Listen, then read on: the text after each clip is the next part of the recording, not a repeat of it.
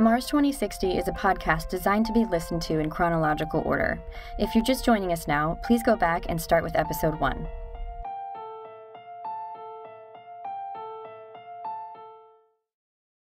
This is Megan speaking with Dr. Nicola Browning from her office in London. Dr. Browning was brought into headquarters when the sickness escalated. She talks about the difficulties of working together with the crew on Mars to try and figure out what kind of sickness was spreading and how to stop it. What was it like for the team here on Earth leading up to the solar conjunction? It was extremely tense. We knew people were deteriorating rapidly and that we'd be losing contact with Mars at any moment. So you guys didn't know exactly when the solar conjunction was going to happen? No, we never know. It's always just a general timeline. Usually conjunctions last around 2 weeks, but sometimes it can be longer. So you were racing against the clock, basically. I mean, how did you go about trying to figure out the cause? I specialize in infectious diseases, and I always start by trying to find the source. So we started with the cold symptoms, with the initial 3 people. Where did they work in relation to each other? Why was there a week between the first group getting sick and the second, but only a couple of days between the second and the third group? We were spinning with questions. I'll never forget the morning we got our first answer. I'd needed to get some air and I'd gone out to grab some coffee for everyone. And when I was walking down the hallway back to our office, I heard lots of chatter. Now, I rushed through the door and the room just fell silent. The reports from Colony 1 had just come in and they had discovered an unknown bacteria. Everything we thought we knew and had been working on for days. This virus we thought everyone had. None of it mattered. There was no virus, just this mysterious bacteria found in all the patients. We had to start from zero again. But this time, we were moving in the right direction.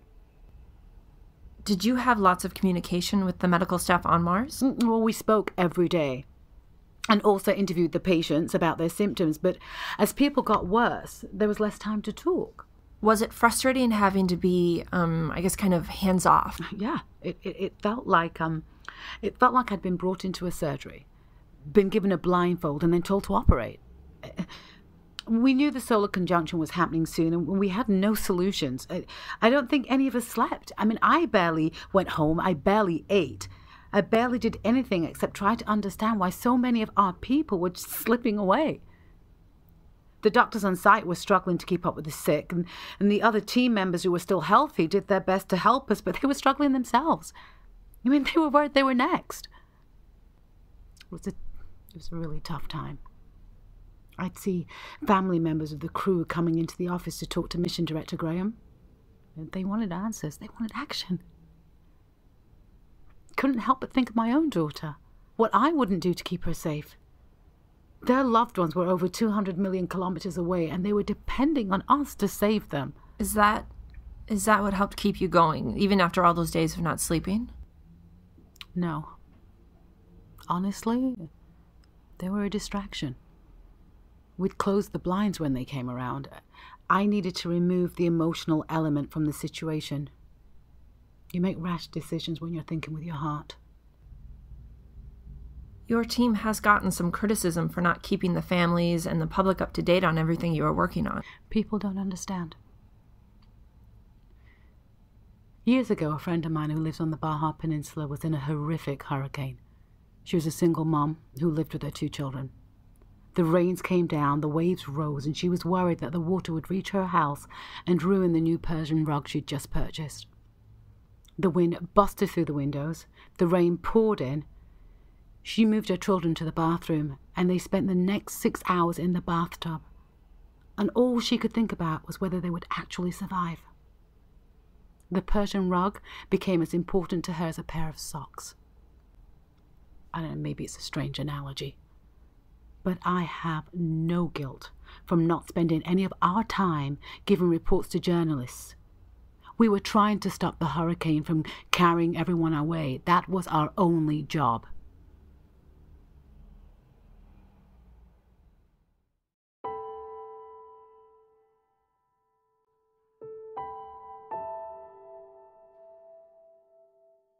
This is Jenna speaking with Dr. Aaron Imhoff from the infirmary on Colony 1. Dr. Imhoff is the director of the medical staff here. He talks about what it was like spending the majority of his time in the infirmary once people started falling ill, and the backlash he got from orders he gave to close the dig site. At what point did you start quarantining patients?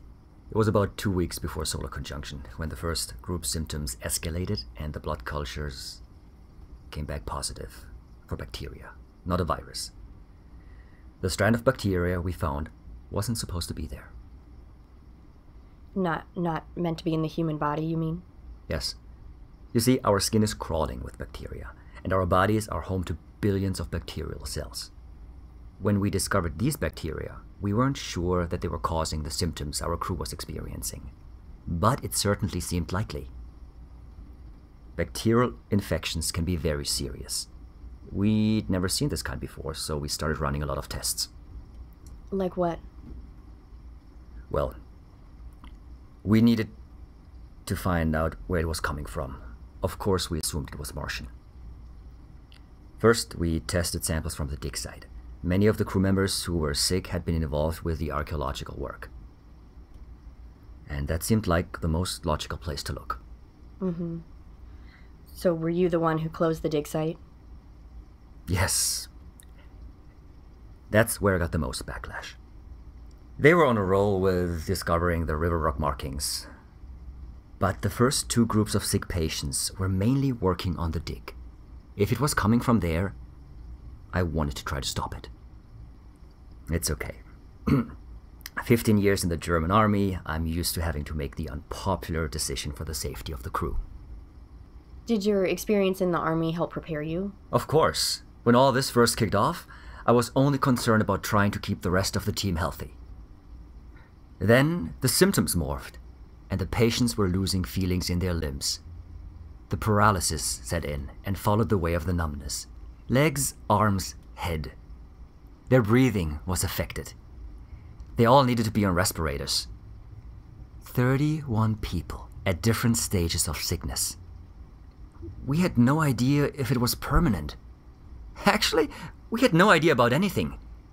Ground control wanted hourly check-ins, but there was no time. Do you think that if you could have communicated with them more, they would have figured out the diagnosis sooner? Maybe. Or maybe we wouldn't have been there to fix a respirator when it went on the fritz, or been there to change the IV, because we're spending our time telling ground control the same news every hour. Patient 10 getting worse, showing the same signs as patients 1 through 9. We were trying to save lives.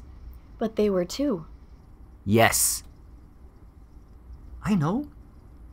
It was their job to look at the big picture and help us solve the problem. Think of it this way. I was trying to put out the fire while they were supposed to figure out how to stop it from spreading to the rest of the forest. The information we had and gave them was all we knew at the time. Reporting every hour would have yielded the same information. Were you nervous about the solar conjunction? Of course, the timing couldn't have been worse. We were too busy taking care of the patients. There wasn't enough time or staff for us to be fully investigating what was causing all this. The rest of the crew did what they could, but it's not their specialty. We desperately needed communication with Earth. Did you have enough space to quarantine people effectively? No. We had to put them all in one room. It must have been really tight quarters. It only got worse. As more people got sick, we had to move out the single beds and put in bunk beds. It must have been much harder to administer care, especially to the people on the top bunks. Do you know about triage? Yeah. It's used with a mass casualty event, right? Yeah, that's right.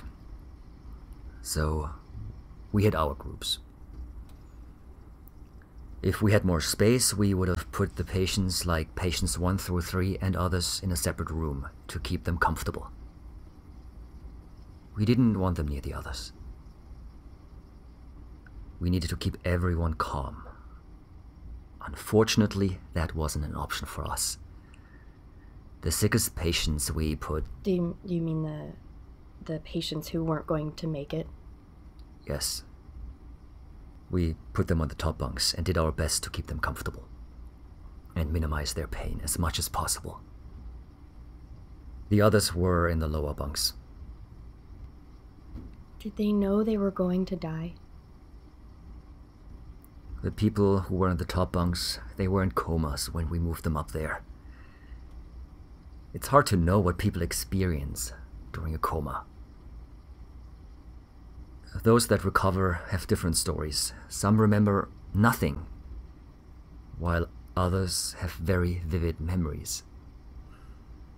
If the patients on the top bunks knew anything that was going on, I just hope it's that they knew they were loved and that the world thanked them for their service.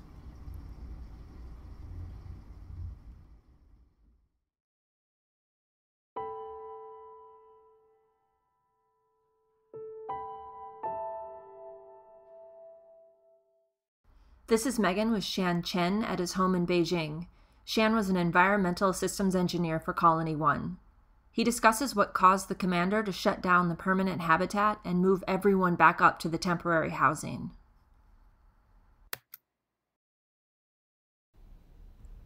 A few weeks before our resupply ship arrived, we began running tests on the interior of the underground hab.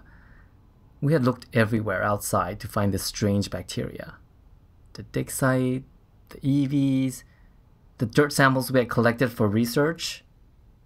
Nothing. We were only days away from solar conjunction, so we switched gears and began looking inside. It was a scary thought. Very disconcerting to think that this bacteria might be surrounding us in our new home. But the environmental system in the permanent habitat is designed to be self-sustaining. It basically operates itself. It has its own filtration system, checks and balances, all these sophisticated things. I didn't anticipate on finding anything there. But you checked anyway. Yes. Truthfully, we were running out of places to look. My first few tests came back negative, then I ran a sample of the water from the greenhouse. And it was there.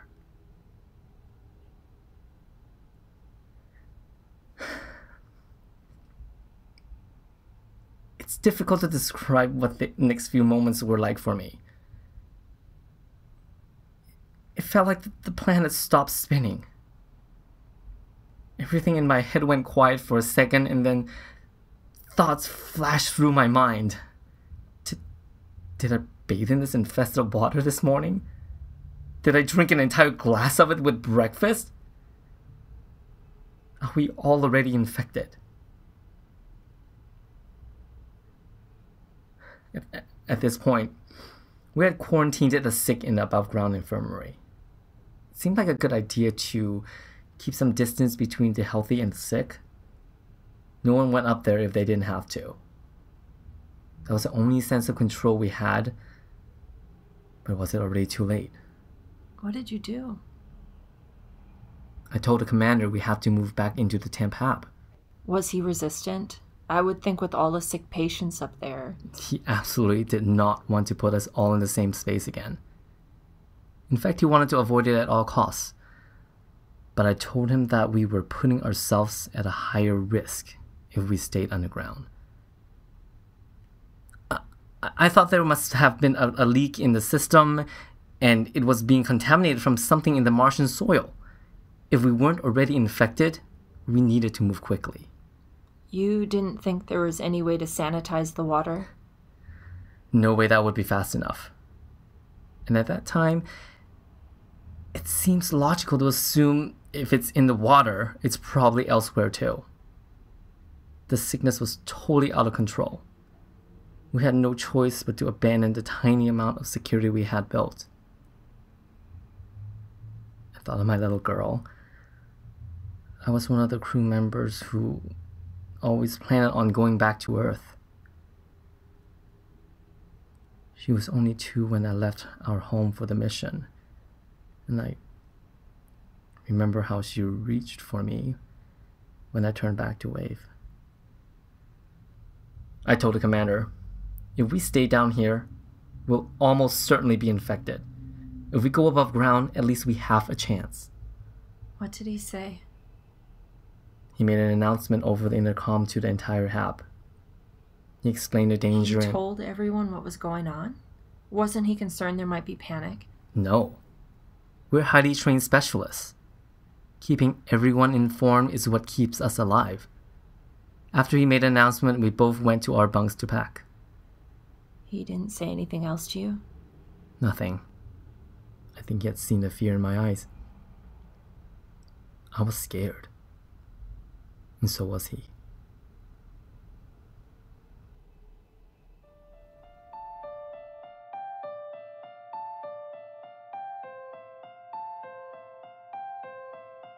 Next time on Mars 2060. But when we lost our people, something shifted, and we realized we were each other's only chance of survival. I ran as fast as my feet could carry me. By the time I reached the commander, I had been thinking about everything we needed to do to stop anyone else from getting sick. If the problems weren't solved quickly, the second ship would have no choice but to abandon the Mars crew and return to Earth. Look, no one but the other medical staff and those who were sick fully know what it was like during those final 2 months I was there. The first supplies we brought in were medical. There just came a point where I'd had too much heartbreak in such a small amount of time, and I needed to shut off that part of me for a little bit so I could cope, you know? The option of quitting was taken off the table the day we launched. There was never any fork in the road for us. There was always just one path. We had to find a way to mourn our loss while staying the course. And for me, that meant finding a new reason to carry on.